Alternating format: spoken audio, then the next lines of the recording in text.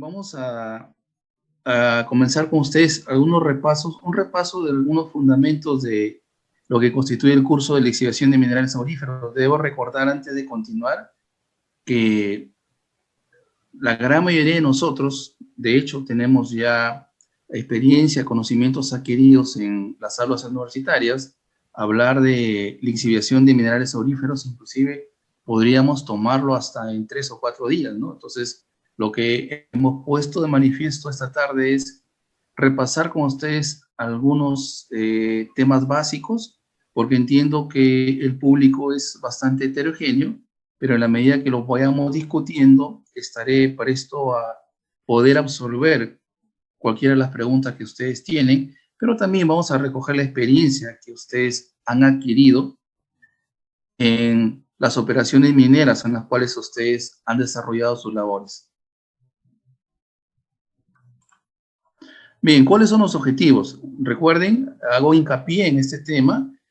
Hablar de un curso de lixiviación es un curso bastante amplio que puede estar sujeto a poder discutir, repasar numerosos temas, pero en esta oportunidad, como objetivos, vamos a desarrollar explícitamente 4 de ellos, ¿sí? El primero de ellos, permítanme compartir por favor con todos ustedes, es recordar o conocer la termodinámica de la cianuración. El objetivo número 2, comprender la importancia del oxígeno y el cianuro en los procesos de cianuración.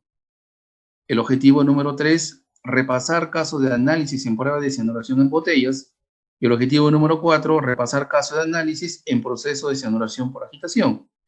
El objetivo número 3 y número 4 se basa en poder recoger y poder resolver alguna problemática operativa que ustedes hayan podido pasar. Y esto será enriquecido naturalmente con sus intervenciones y preguntas también. Entonces veamos ahora cuál es el fundamento, ¿sí?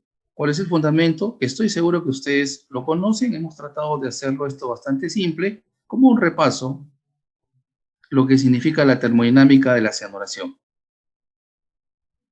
Entonces, un concepto simple que ustedes lo conocen muy bien y lo pueden extraer de cualquier bibliografía específica relacionada a lo que es metalurgia de metales preciosos, es, por ejemplo, ¿qué cosa es el proceso de cianuración?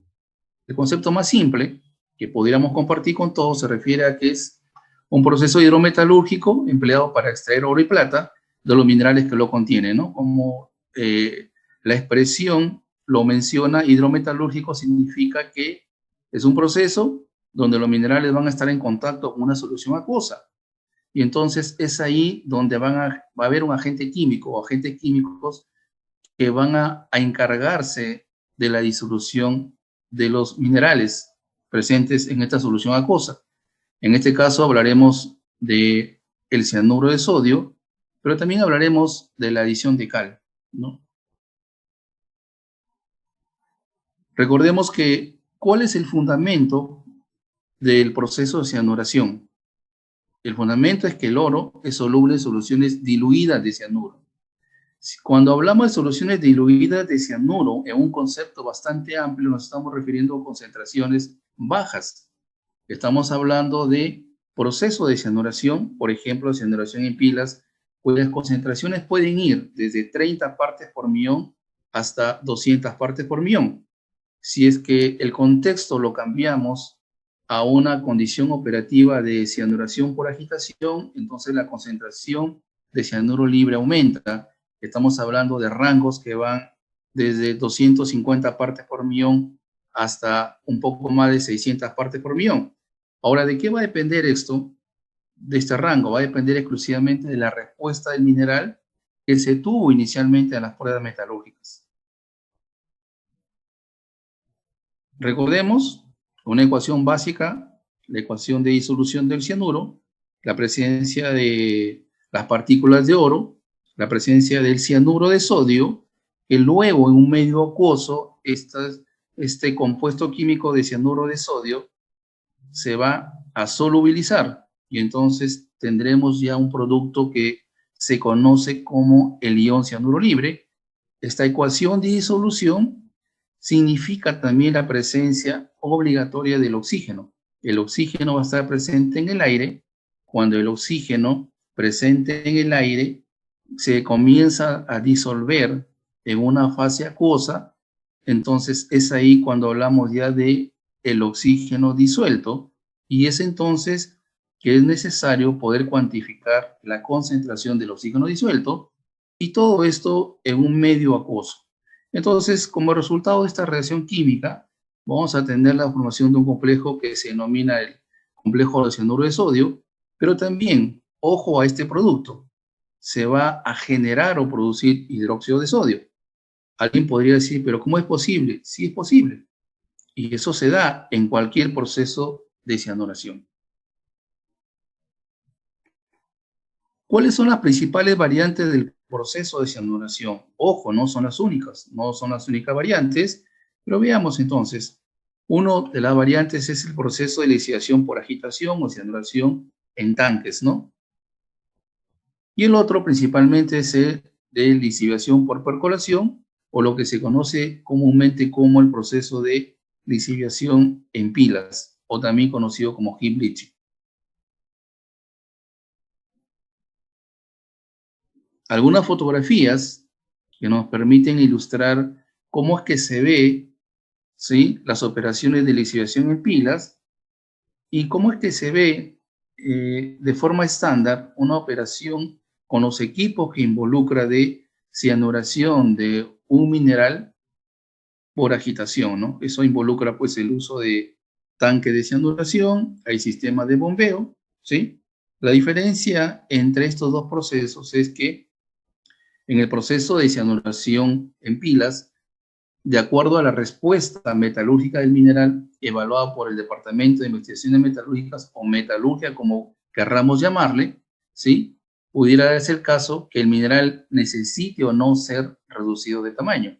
Si no necesita ser reducido de tamaño, se va a cargar a la pila tal y cual sale de mina, y esto es conocido como mineral romo. En el caso de la cianuración por agitación, se requiere obligatoriamente la liberación de la partícula.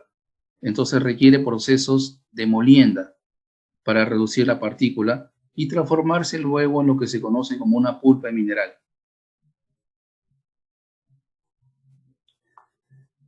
En la reacción química que acabamos de mostrar, es una reacción de tipo heterogénea con inclusión de tres fases. Hay tres fases diferentes que participan en esta reacción química. Hablamos de una fase sólida. La fase sólida está constituida por las partículas de oro. Hay una fase acuosa. La fase acuosa está constituida por el oxígeno disuelto y también incluye al ion cianuro libre. Y la fase gaseosa está constituida por el oxígeno gas.